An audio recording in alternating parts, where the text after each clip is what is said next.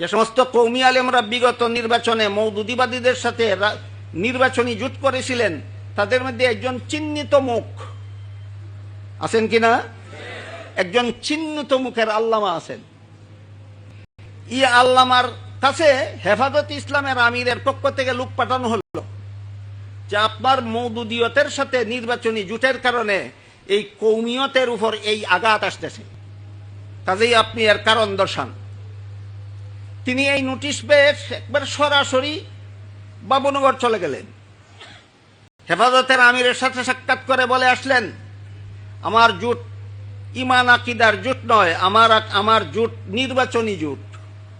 কাজেই এই জোট করা সত্ত্বেও মওদুদিদের আকিদা আলাদা, আমাদের আকিদা আলাদা, এটা কোনোদিন একাকার হবে না। আমি মনে করি ওইখানে গিয়ে তিনি এই বক্তৃতাটা দিয়েছেন হেফাজতের আমিরকে আইওয়াশ করার জন্য। এই বক্তৃতাটা তিনি সেখানে গিয়ে দিয়েছেন কিসের জন্য? আইওয়াশ করে।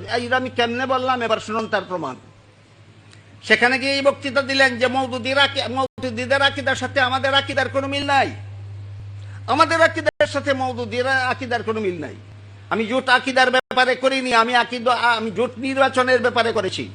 সেই বক্তৃতা দিয়েছেন। সেখানে গিয়ে বাইরে এসে তিনি যে বক্তৃতা দিয়েছেন সেটা হলো, আজকাল আকিদা নিয়ে বড় বাড়াবাড়ি করা হচ্ছে। দেখেন এখনের বক্তৃতার ভঙ্গিটা দেখুন। আজকাল আকিদা নিয়ে বড় বাড়াবাড়ি হচ্ছে। এই বাড়াবাড়ি ঠিক নয়।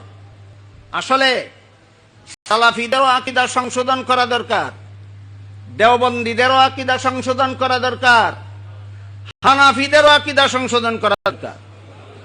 তার এই বক্তব্য আমার কাছে সংরক্ষিত আছে। তার এই বক্তব্য আমার কাছে এই বক্তব্যের রেকর্ড আমার কাছে সংরক্ষিত আছে। আপনারা কেউ দেখতে চাইলে অথবা ডাউনলোড করে নিতে চাইলে নিতে পারেন। ওইখানে বলেন মওদুদিদের আকিদা আলাদা, দেওবন্দীদের আকিদা আলাদা, আমি একাকার করার পক্ষে নই। বাইরে এসে বক্তৃতা দিয়া বলেন আজকাল আকিদা নিয়ে বড় বাড়াবাড়ি করা হচ্ছে। আসলে আমার দৃষ্টিতে সালাফি আকিদা আর দেওবন্দি আকিদা, সালাফি আকিদা আর হানাফি আকিদায় তেমন কোনো পার্থক্য নাই। সালাফি আকিদায় আর দেওবন্দি আকিদায় কোনো পার্থক্য নাই। আমি সালাফি আকিদায় কুফুরি আছে, এর প্রমাণ আমার কাছে আছে। মওদুদি আকিদায় কুফুরি আছে, এর প্রমাণ আমার কাছে আছে। আজকে এই সীমিত সময়ে আমার বলার সুযোগ নাই। বর্তমান সমাজের সালাফি নামদারি লামাযহাবিরা কুফুরি আকিদায় বিশ্বাসী। যাদের দলিল প্রমাণ জানার ইচ্ছা আছে আমার সাথে যোগাযোগ করে জেনে নেবেন। বর্তমান জমানার এই মওদুদিবাদীরা কুফুরি আকিদায় বিশ্বাসী। আমার সুস্পষ্ট প্রমাণ আছে আমার কাছে।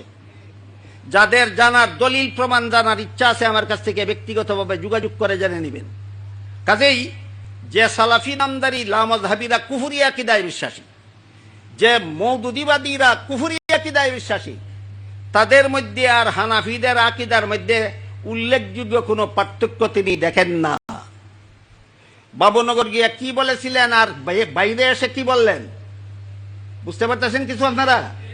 সেখানে গিয়ে কি বলেছিলেন আর এখানে এসে কি বললেন?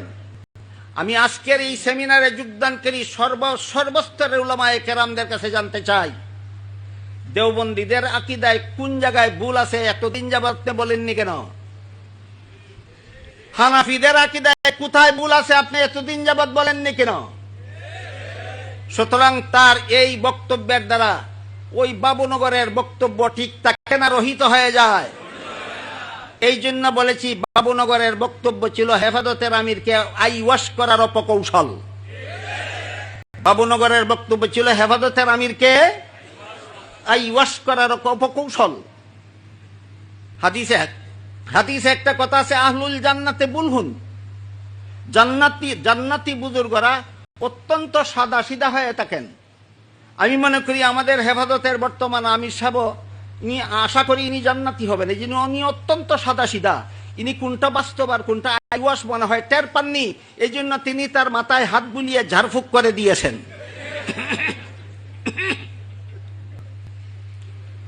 এই পরিস্থিতিটা আমি আপনাদের সামনে তুলে ধরলাম কেন?